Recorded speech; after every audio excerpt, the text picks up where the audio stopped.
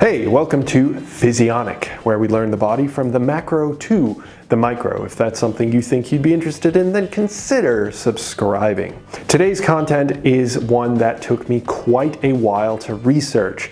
I have tons and tons of references for everything that I'm going to mention, but in this particular piece, we are going to be dissecting the physiology, the reasons why binge eating might occur for you or somebody that you might know. So if you're interested in learning the science, the physiology, the genetics involved in binge eating, then look no further. In a short, sweet, science-based video, let's jump right into it.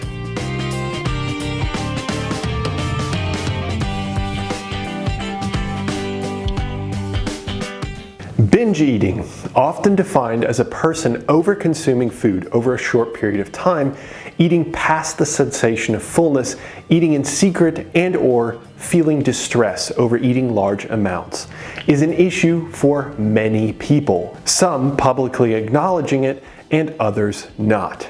Regardless of if you live with it and have told anyone, an education on the topic is useful. So let us investigate some of the physiology behind binge eating. What is the connection between the brain and binge eating? It turns out that people who binge, when confronted with food, have greater blood flow to their frontal cortex, the area of the brain implicated in planning and thought. To expand on that, there's also evidence the frontal cortex sees greater beta wave activation, meaning greater arousal compared to individuals that do not have a history of binging. This might imply that food offers a greater excitement for bingers compared to non. Genetics is also a big player, as it often is for any subject of the body. In some cases, clusters of important genes are differentially expressed compared to non-binging individuals. In those who deal with binge eating, there is a decreased expression of the dopamine receptor gene, meaning that the amount of the receptor found in the corpus striatum, the primary reward center of the brain, is decreased, leading to lower sensitivity. However, there are also people who see increases in this receptor, implying likely increase in the gene's expression. So there's a high level of heterogeneity, but no doubt some people have an intrinsic predisposition to being deprived of the reward feeling, while others might feel greater stimulation of the brain region. Of course, this is simply one example of likely many. Now, no doubt a huge area of curiosity for many people is the role of their endocrine system, their hormones. There are many hormones to discuss. Some have predictable outcomes, while others have some oddly unexpected effects. This further complicates for women, but let's dissect several of the key players. The cortisol hormone is often considered a driver of binge eating, yet reveals a counterintuitive pattern in bingers. Those faced with stressful events, which might incur an episode, tend to see blunted cortisol release, meaning they have less stress hormone release in a stressful event. Fascinatingly, the type of stressor matters, so certain stressors barely have an effect while others have a robust impact. It may also be that in binge eating individuals there is a chronically elevated cortisol concentration at baseline. Cortisol can impact hunger or the perception of hunger by binding the hypothalamus of the brain, which consequently controls hunger perception through expression of particular neuropeptides, brain-derived proteins, and factors.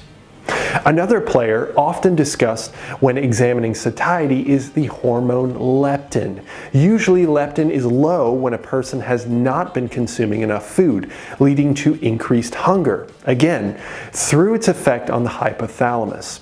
Oddly enough, leptin may not be a big player in binge eating, but highly elevated levels of the hormone are seen in overweight individuals that binge, which could be an indication of leptin resistance. Finally, I'd like to take a moment and discuss the impact of sex hormones, especially women's, have on binge eating frequency and severity. Counterintuitively, sex hormones do not typically differ between women who binge and women who do not binge. But there is a distinct pattern for when, in the menstrual cycle, binging is more likely to happen. When estrogen and progesterone levels are low, binge eating is frequent. Also, if progesterone increases in concentration, binge eating episodes have their highest risk of occurrence. So in the menstrual cycle, the two phases that bring with them the highest risk of binge episodes are the early to mid follicular phase, as well as the first few days of post-ovulation. Why? Importantly, the changes in progesterone relative to estrogen seem to have a role. Estrogen tends to bind estrogen receptors in the brain, leading to a release of serotonin from the raphe nucleus of the brain and a subsequent effect on the aforementioned hypothalamus. This makes sense as low serotonin levels are associated with greater hunger, so an increase in estrogen would increase satiety. Interestingly, progesterone is thought to inhibit estrogen's anti-binging role by competitively binding to the estrogen receptors, blocking estrogen from binding and having its role realized. And there you have it, folks. That's what I've got for you. If this was informative for you, then you can certainly check out the free article, which will have far more details and will have all my references listed for you to examine yourself. And I hope that I have the pleasure of speaking with you in the next one. Have a good one. Bye.